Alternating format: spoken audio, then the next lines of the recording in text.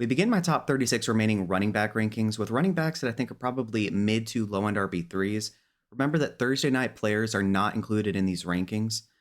So we begin with Devin Singletary, Estime, Tracy, Eckler, Stevenson, Robinson, and Chase Brown. Devin Singletary, I think, is going to be in a somewhat 50-50 timeshare with Tracy.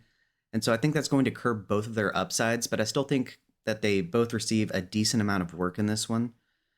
Estimate, I expect to receive a reasonably high amount of volume in this one. The reason being is I think they are going to absolutely crush the Panthers. And so I do think that's going to, you'll see where I have Javonte Williams ranked. I think that collectively, Jaleel McLaughlin, Estime, and Williams are going to see a lot of action between the three of them. And so I think that they're all reasonably safe floor plays this week. I just don't think the ceiling is per se going to be that high. I think they're going to be winning handily very quickly. And so I do think that Estime has more start potential this week than really any other week because of that. But I still don't think he's going to be anything more than an RB3. Tyrone Tracy did receive, I believe it was 66% of the snaps this past week. I really do think, though, that that was because Singletary was coming back from injury. I do expect more of a 50-50 split.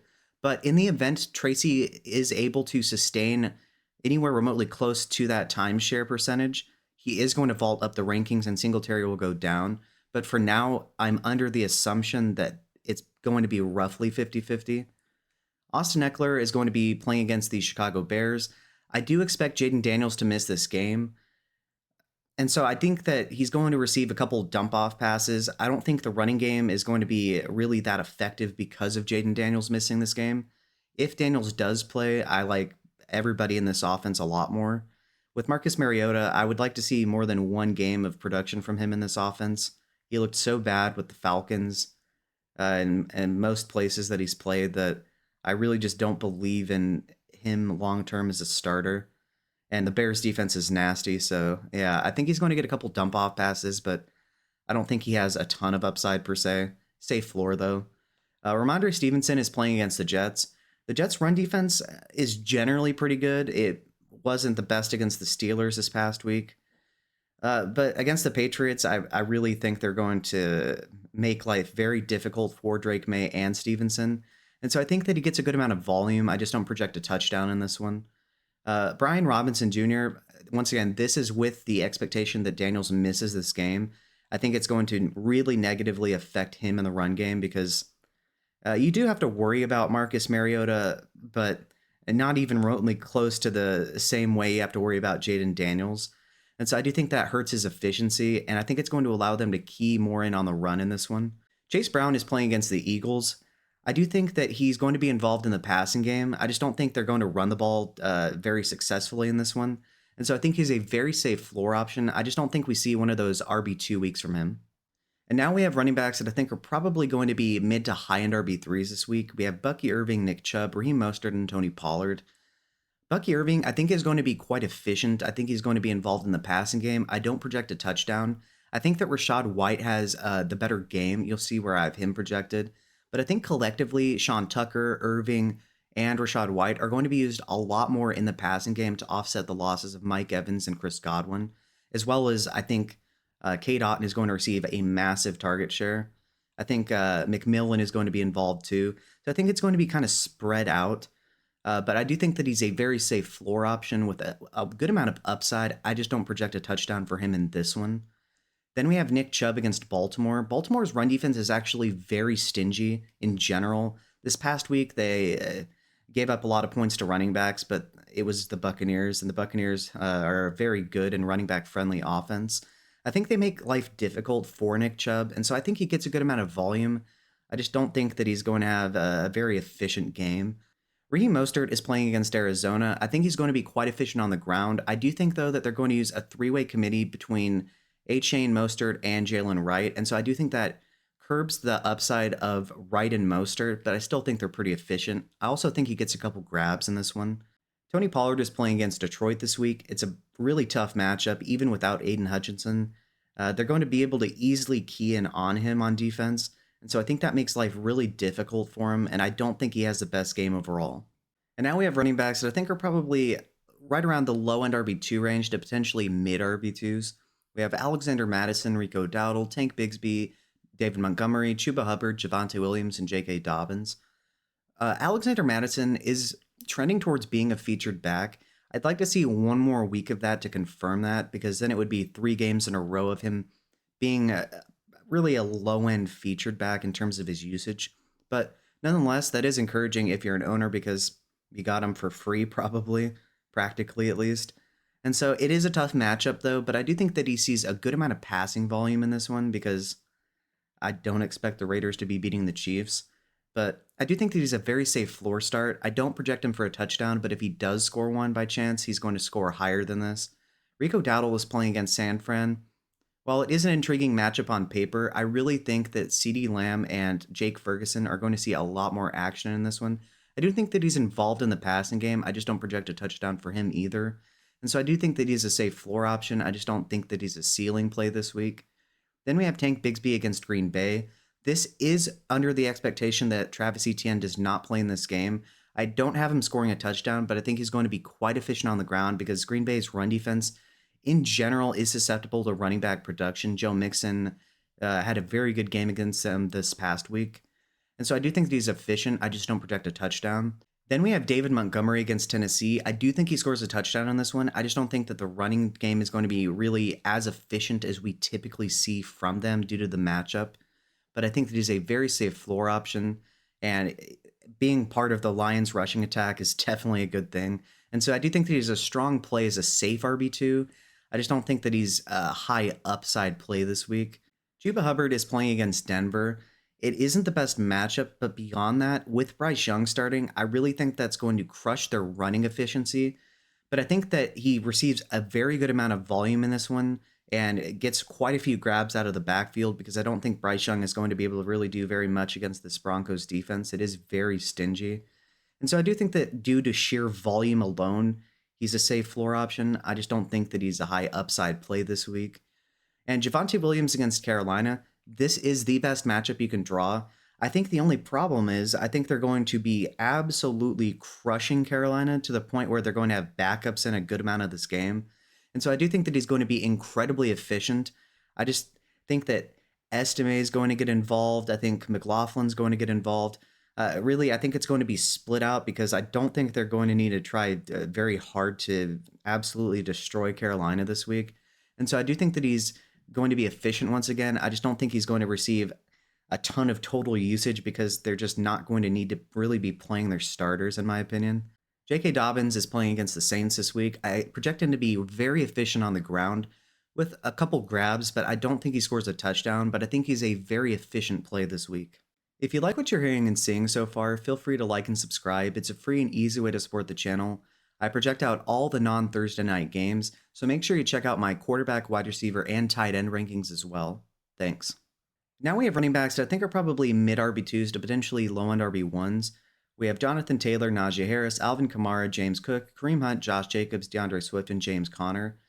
Jonathan Taylor is playing against Houston. It is a tough matchup. I do project him to score a touchdown, but I don't think he's going to be very efficient in this game. And so I think he's a very safe floor option. He could have some upside. I just don't think he's going to be efficient enough to be much more of an upside play. Then we have Najee against the Giants. I don't project a touchdown, but I think he's going to be quite efficient in this one. Although I will say Jalen Warren is starting to gain more of a snap percentage, at least this past week he did. And so that is something to keep track of. I do a weekly running back trends video where we look at the timeshares of various backfields. And so I do want to see what this week looks like, but it is interesting to see that Jalen Warren is pushing for more playing time. Then we have Alvin Kamara against the Chargers. This is as bad of a matchup as he's going to have. Generally, he's going to be much higher in my rankings, but this run defense of the Chargers is very, very stingy. And so I do think that we don't see the efficiency that we would typically see from Alvin Kamara, but I think he gets quite a few grabs. And so I still think that he's a very safe floor option. I just don't think he's the ceiling option that we generally see on a week-to-week basis. Then we have James Cook against Seattle. I do think he has a ton of upside. I don't project a touchdown, but I think he's quite efficient, and I think he's very involved in the passing game as well. Then we have Kareem Hunt against Las Vegas. I do think he scores a touchdown. I think he's going to be pretty efficient in this one. I also don't think he's going to need to have 20 plus carries in this one. I think they're going to be blowing out the Vegas Raiders.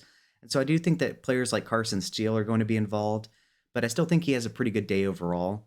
Josh Jacobs is going to be playing against Jacksonville. It's a very inviting matchup. I think he's going to be pretty efficient. I think he scores a touchdown. I also think that Emmanuel Wilson is going to be involved in this one too. And so I think collectively the Green Bay running game is going to be incredible this week. Then we have DeAndre Swift against Washington. After an incredibly rough and inefficient start to begin the year, he has been awesome recently before their bye. And I think that continues against Washington. I think he does score a touchdown in this one, and I think he's a very strong play. Then we have James Conner against Miami. I think he's going to be quite involved in the passing game. I don't think he gets quite as many rush attempts as we would typically see from him due to the nature of the Miami offense with Tua, but I do think that he's heavily involved in the passing game, and I am projecting a touchdown. And now we have running backs that I think are probably mid to low end RB1s, but I don't think are candidates to be RB1 overall this week. We have Rashad White, Jameer Gibbs, Jordan Mason, and Devon Achane. Rashad White, I think, is going to be very, very involved. I do think he scores a touchdown. He's going to be used heavily in the passing game, and I think he's a fantastic play in what should be a very high-scoring game overall between the two teams. Jameer Gibbs is playing against Tennessee.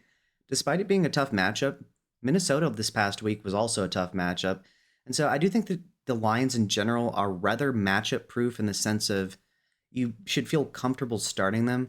I don't think he's going to be quite as efficient as he was against Minnesota this past week. I think the same with David Montgomery, but I still think they're both very good plays. And I think that Jameer Gibbs does score a touchdown just like with David Montgomery. And so I think overall he's a very safe RB1. I just don't project him to have, 30 plus points again. Then we have Jordan Mason against Dallas. They're very easy to run against. He's going to have a very strong game, and I am projecting a touchdown as well as some involvement in the passing game. And so I think he's a fantastic play this week. Devon Achane is playing against the Cardinals this week. I think that he's going to be really efficient and score a touchdown. I think, though, that with Jalen Wright and Raheem Mostert available, they're going to somewhat split this into a three-way committee. And so I do think due to total lack of volume that he's not a candidate to be the RB1 this week. But I could be wrong if he, say, scores an 80-yard touchdown in this one, which is possible, obviously. I don't project that, but I do think he's a strong play, and I do project him for a touchdown. And now we have running backs that I think are mid to high-end RB1s that have the potential to be the RB1 overall this week. We have Kenneth Walker, Derrick Henry, Saquon Barkley, Bijan Robinson, Joe Mixon, and Breece Hall. Kenneth Walker is playing Buffalo. They are terrible against the run. He's been heavily involved in the passing game, and so I think he's a very safe floor play with an incredible ceiling. I do project a touchdown from him. Derrick Henry is playing against Cleveland. While it is a brutal matchup, it really doesn't matter. He's matchup proof. Him and Lamar are such a scary duo that it's really impossible for defenses to play defense against them. And so for that reason, I think he's a very strong play despite the tough matchup. Saquon Barkley is coming off of his revenge game against the Giants in which he crushed them and could have done more if he wasn't willing to sit out, even though Sirianni asked him if he wanted to continue. He's a good teammate. In this one, I expect more crushing of defenses to continue. I think he's going to be very efficient. I do project him for a touchdown, and I think he's a fantastic high ceiling play this week. Then we have Bijan against Tampa Bay. I think basically, like I said earlier, every skill position player on both teams is fantastic this week. And so I think he's a very high upside play. And I do project a touchdown and a heavy involvement in the passing game, which I think is going to give him a very high ceiling this week. Then we have Joe Mixon against Indianapolis. Basically, every week in which he hasn't been injured mid-game, he's scored more than 20 fantasy points. Expect that to continue against Indianapolis's poor run defense. And so I think he's a fantastic high ceiling play. And if Breece Hall wasn't playing against the Patriots, he would be my RB1. And moving on to Breece Hall, it's a fantastic matchup against New England. I think with the addition of Devontae Adams, it's going to greatly improve the efficiency of the offense. I do project him for a touchdown as well as over 100 rushing yards. I do think he is the best play in fantasy this week. And the sky's the limit for him in this offense, which should be scoring a ton of points in the future. In conclusion, running backs that I think are probably mid to low end RB3s this week are Devin Singletary, Audric Estime, Tyrone Tracy, Austin Eckler, Ramondre Stevenson, Brian Robinson Jr., and Chase Brown. Running backs that I think are probably mid to high end RB3s this week are Bucky Irving, Nick Chubb, Raheem Mostert, and Tony Pollard. Running backs that I think are probably mid to low end RB2s this week are Alexander Madison, Rico Dowdle, Tank Bigsby, David Montgomery, Chuba Hubbard, Javonte Williams, and J.K. Dobbins. Running backs that I think are probably mid RB2s to potentially low end RB1s this week are Jonathan Taylor, Najee Harris, Alvin Kamara, James Cook, Kareem Hunt, Josh Jacobs, DeAndre Swift, and James Conner. Running backs I think are probably safe RB1s mid to low end, but I don't project to be real candidates to be the RB1 overall, are Rashad White, Jameer Gibbs, Jordan Mason, and Devon Achane. And then running backs that I think are mid to high end RB1s that I think are very realistic candidates to be the RB1 overall this week are Kenneth Walker, Derrick Henry, Saquon Barkley, Bijan Robinson, Joe Mixon, and Brees Hall. All right, so you know the drill. Who do I have too high? Who do I have too low? Let me know below in the comment section. Remember that Thursday night players are not included in these rankings. One player that I expect people will be a little bit higher on than me is Javonte Williams. While it is just about, if not the best matchup you can draw, I don't think he's going to be needed that much, and so that's the reason why he's a little bit lower in my rankings.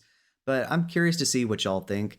And so yeah, if you like what you've seen and heard in this video, feel free to like and subscribe. It's a free and easy way to support the channel, and I'd really appreciate it. Thanks.